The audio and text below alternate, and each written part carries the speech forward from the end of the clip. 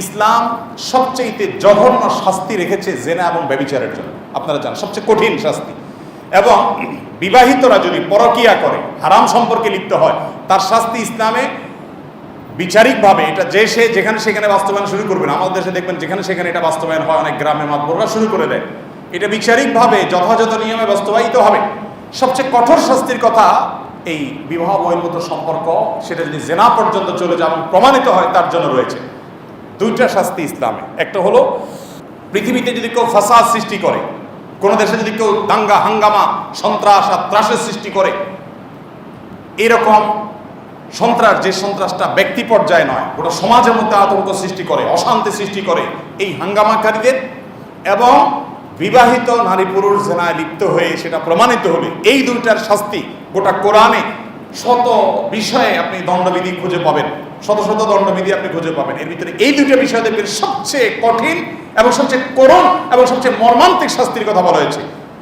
বিবাহিত নারী পুরুষ জেনা করে প্রমাণিত হলে পাথর মেরে মৃত্যু নিশ্চিত করতে বলা হয়েছে। সাধারণভাবে না যে তার শুধুমাত্র শির কুড়িয়ে দাও, ফাঁসিতে ঝুলিয়ে মেরে ফেলো, নো, তিল তিল করে তাকে হত্যা করার কথা বলা হয়েছে।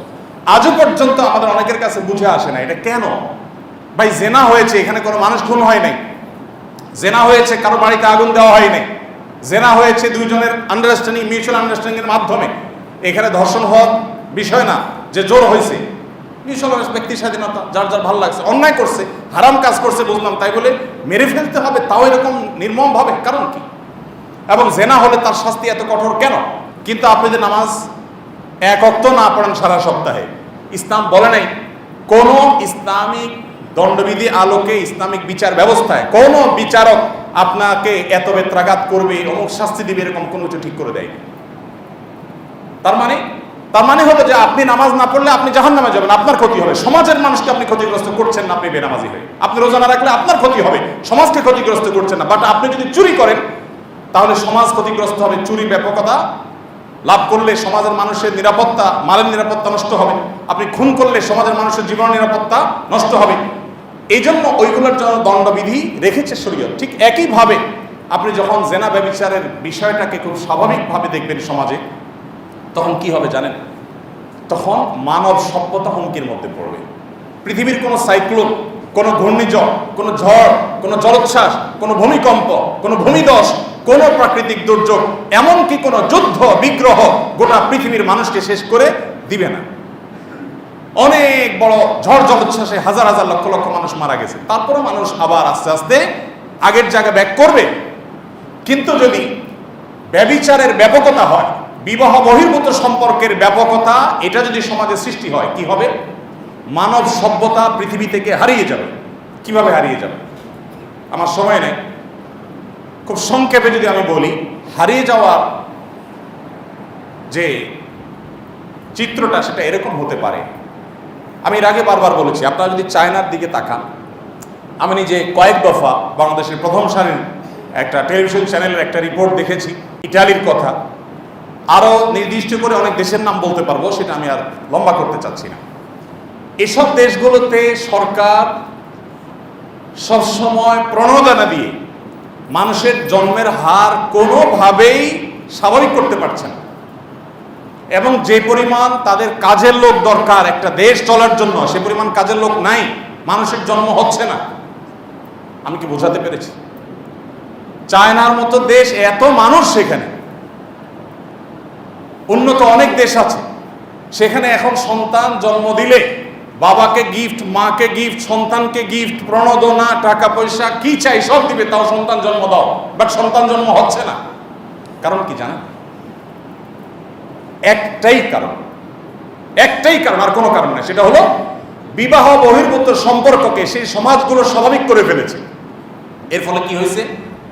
এর ফলে সন্তান জন্ম দেওয়ার প্রবণতা মানুষ হারিয়ে ফেলেছে। এগুলো মানুষের দরকার হয় না, কেন সন্তান জন্ম দিতে যাবে? এই ঝামেলা কেন যাবে? তার দরকার মিউচুয়াল আন্ডারস্ট্যান্ডিং এর মাধ্যমে তার সেক্সুয়াল চাহিদা পূরণ করা। সেটা তো হয়ে যাচ্ছে, কেন সে সন্তান বিয়ে করতে যাবে? বিয়েই তো করতে যাবে না। যে যার সাথে যখন ইচ্ছা তখন ডেটিং করতেছে, লাইফ পার্টনার চেঞ্জ করতেছে, দরকার হচ্ছে না। আপনি এর বিপরীতে মুসলমান সমাজ দেখেন, সারা পৃথিবীতে এই সমস্যাটা বড় কোনো পর্যায়ে নেই। আমাদের বাংলাদেশে জন্মের হার কমতে কমতে এমন একটা পর্যায়ে আসছে, প্রেডিকশন আপনারা অনেকে জানেন, অনলাইনে খুঁজলে পাবেন, যে ভবিষ্যৎবাণী বলছে যে এই হার যদি চলতে থাকে তো আর কয়েক যুগ পরে ঢাকা শহরে ফ্ল্যাট ভাড়া নেওয়ার মতো পরিবার, ফ্যামিলি আপনি খুঁজে পাবেন না, খালি থাকবে। অলরেডি কমছে, সেটা আরো যেখানে গিয়ে থামবে। তো আমরা এখনো তাদের ছেলে বহুগুণ ভালো আছি, বাট আমরা আস্তে আস্তে ওদিকে যাচ্ছি, কারণ আমরা পশ্চিমাদের ভালো গুণগুলো নেই না। তাদের কুকুর যদি রাস্তায় পায়খানা করে, তারা গাড়ি থেকে টিস্যু নিয়ে সেটা তুলে নিয়ে ডাস্টবিনে ফেলে, আমরা তাদের ভালো গুণটা নেই না।